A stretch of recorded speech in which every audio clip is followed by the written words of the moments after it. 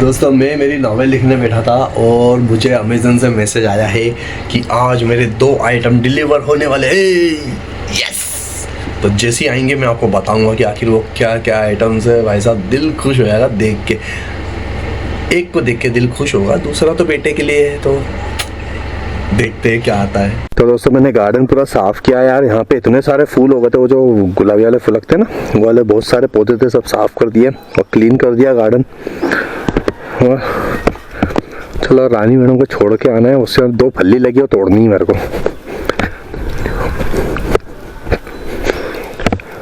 ये 2 फल्ली कहाँ गई? उधर से दिख रही है, यहाँ से फल्ली। हाँ ये रही, ये तोड़नी है।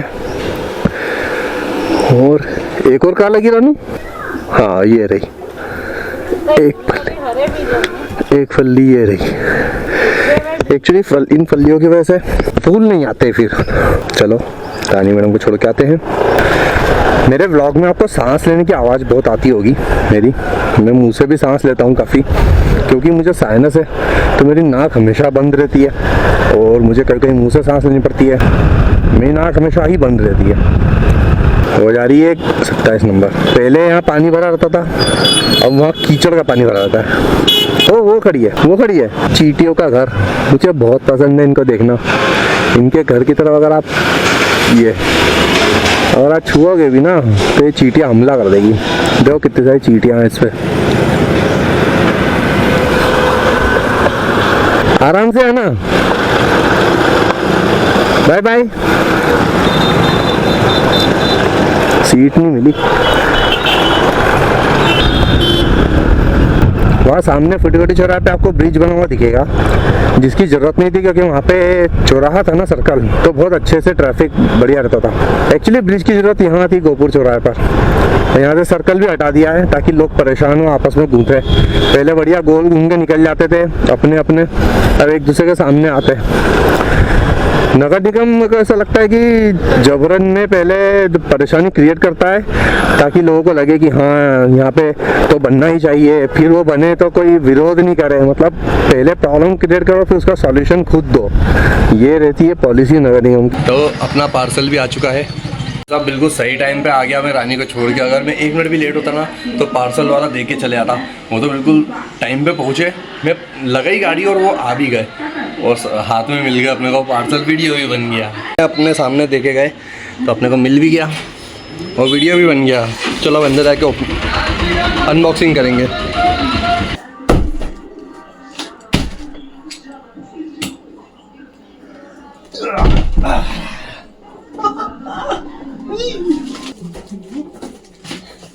पहले इस चुटकी वाले को अनबॉक्सिंग करते हैं। पहले इस छोटा वाले की अनबॉक्सिंग करते हैं।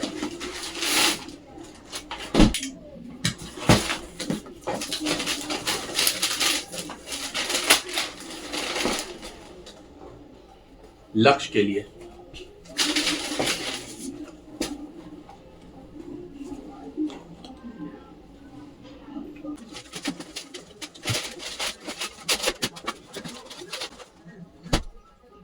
अब इसकी करते हैं।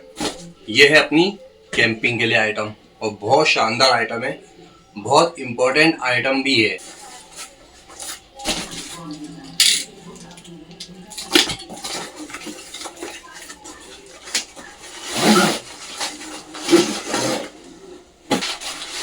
यह है कैंपिंग चेयर। तो दोस्तों ये है कैंपिंग चेयर और क्वालिटी तो अच्छी है, पाइप्स वगैरह की।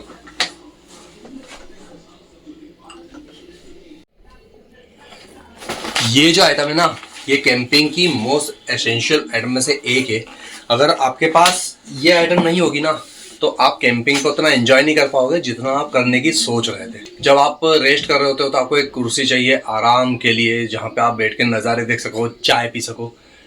ये उसी की है कैंपिंग चेयर।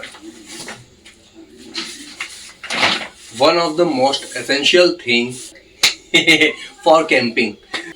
आप जब भी कैंपिंग करते हो ना तो दिन भर राइड करके जब थक जाते हो तो आप सोचते हो कि थोड़ा रेस्ट कर लिया जाए, और उसके लिए ये बहुत ज़रूरी आइटम है। जब आप दिन भर राइड करने के बाद में थके हारे अपनी डेस्टिनेशन पे पहुंचते हो, टेंट लगाते हो, तब टेंट लगाने के बाद तो खाना बनाने से पहले जो पोर्शन होता है ना, जिसमें आप थोड़ा रिलैक्स करना चाहते हो, आप चाय पी रहे होते हो, नज़ारे देख रहे होते हो, उसके लिए बहुत बहुत ज़्यादा ज़रूरी है। चेयर के बिना आपकी राइड अधूरी है, कैंपिंग अधूरी है, क्योंकि रेस्ट भी तो चाहिए और ये बहुत आरामदायक है। दिस इज़ रियली कंफर्टेबल है, बहुत कंफर्टेबल है। अगर आप कैंपिंग करने के लिए चेयर लेने की सोचते हो तो इस बैग पे रिलाई मत करना, ये बहुत कमज़ोर बैग है, बेकार, मतलब ये फट जाते हैं। आप बेटर होगा कि एक 6x6 चौड़ाई का और इस चेयर की जितनी लंबाई का बैग ले लीजिए, सिलवाइए बैग वाले से, और उसके अंदर ये बैग और कैंपिंग के अंदर जो आप सोते हो ना mat, sleeping mat, yoga mat, उसको दोनों को एक ही में पैक कर लीजिए, तो आपके लिए पैकिंग भी आसान होगी और रखना भी लगेज आसान रहेगा। ये बहुत ज़रूरी चीज़ है कैंपिंग की। हेलो दोस्तों, तो अपनी जो ये आ चुकी है चेयर, कैंपिंग चेयर, और अपने पास एक बैग है ये वाला। इस बैग के अंदर मैं टेंट रखता हूँ मेरा, और एक्चुअली क्या है, ये कैंपिंग चेयर इस बैग में नहीं आ रही है, तो मुझे इसके लिए अलग से बैग सिलवाना पड़ेगा। क्यों? क्योंकि ये जो है ना, इसके ऊपर आप रिलाई नहीं कर सकते, ये रिलायबल नहीं है बिल्कुल भी, कभी भी फट सकता है, ईजीली फट सकता है। मतलब मैं तो बोलूँ, अगर मैं इसको लेके एक ही राइड कर लूँ तो उसमें फट जाए। और दूसरा, ये जो प्लेट है, ये मेरी टॉप रैक की प्लेट है, मतलब इसके ऊपर ही पीछे सामान लगे जाता है, ये पीछे टॉप रैक के ऊपर बन जाती है। ये बड़ी है और ये बहुत भारी है, ये बहुत भारी है, काफ़ी भारी है, तो मुझे इसको हल्का करवाना है। तो जैन साहब क्या ले जाता हूँ, जैन साहब इसको कुछ ना कुछ हल्का करने का तरीका निकाल ही लेंगे। और एक बैग सिलवाना है इसके साइज़ का, इसका साइज़ है करीब 32 इंच है, तो मैं सोचा 33 इंच का करवा लेंगे, बेस्ट रहेगा। तो उसके अंदर ये भी आ जाएगी, और जो मेरी स्लीपिंग मैट है, योगा मैट, वो भी आ जाएगी। तो दोनों एक साथ नीचे रखा जाएंगे, और उसके ऊपर मेरा टेंट का बैग आ जाएगा, परफेक्टली फिट पीछे की तरफ। क्या है कि इतना बड़ा नहीं होना चाहिए, ज़्यादा बड़ा नहीं सिलवा सकते, क्योंकि गाड़ी से ज़्यादा बाहर नहीं निकलना चाहिए। ये गाड़ी का सेंटर रहेगा, तो दोनों तरफ इतना इतना बाहर रहेगा, मतलब करीब 3-4 इंच। और सैडल बैग भी रहते हैं अपने साइड में, तो इतनी चौड़ाई ठीक रहती, सफिशिएंट रहती। इससे ज़्यादा चौड़ाई नहीं रखना चाहिए बाइक पे, नहीं तो फिर ट्रैफिक से निकलने में तकलीफ़ आ सकती है। तो ये तीनों काम करते हैं। पहला, इसको छोटा करवाना, और इसके लिए बैग सिलवाना। 3 नहीं, 2 ही काम है। ये मेरी बाइक की टॉप रैक की प्लेट है, जिसके ऊपर लगेज रखा था। तो ये क्या बहुत हेवी है, मैं इसको कट करवाऊँगा। ये जो दिख रहे हैं ना, जितने इस ब्रैकेट्स दिख रहे हैं, ये सब कट होंगे, तो इसका वज़न लगभग 50%, 30-40% कम हो जाएगा।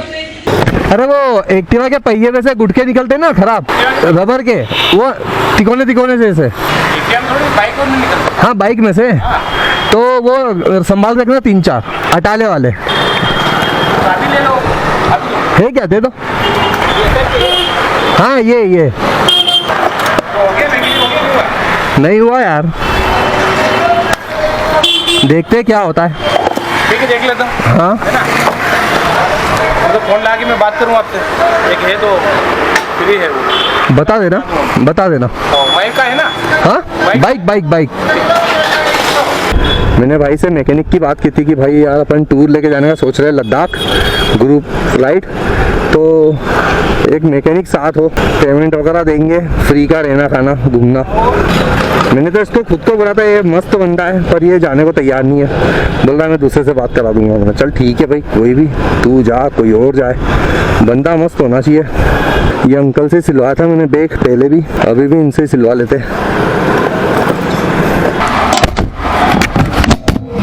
मुझे बैग सिलवाना था।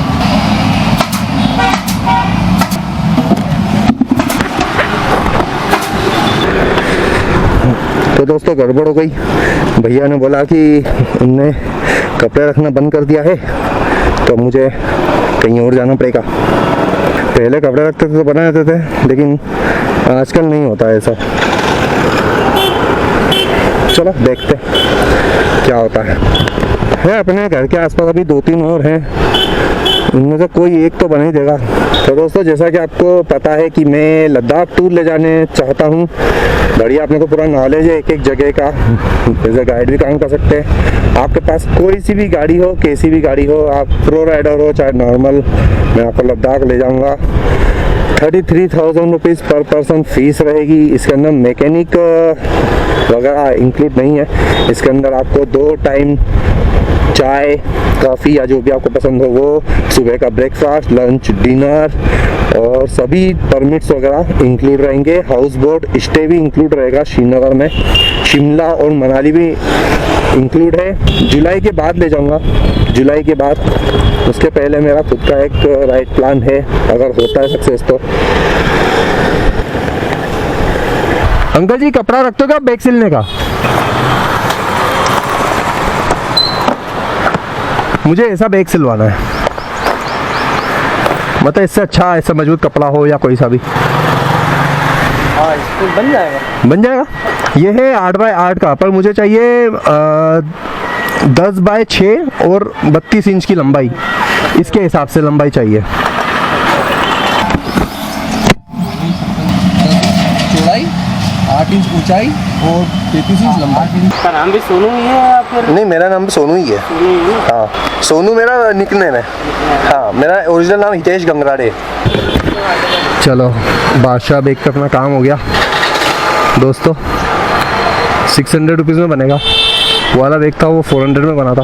ठीक है, सही है। 2 साल में 200 रुपये तो बढ़ा है, वो बेग भी तो बड़ा रहेगा। पीछे की तरफ गोपुर है, सामने फुटीकोटी है चौराहा, और यहाँ पे पशुपतिनाथ सुपर चाइनीज के पास में ये रहे जैन साहब की दुकान। ये सोलर उसका भी काम करते हैं। सर भैया है नहीं कि घर में है। अच्छा, भैया नहीं है ना? हाँ। अंकल जी भी नहीं है? अंकल जी वही अंकल दोनों। हाँ हाँ हाँ। चलो 3 बजे के बाद आते 3 बजे के बाद आते।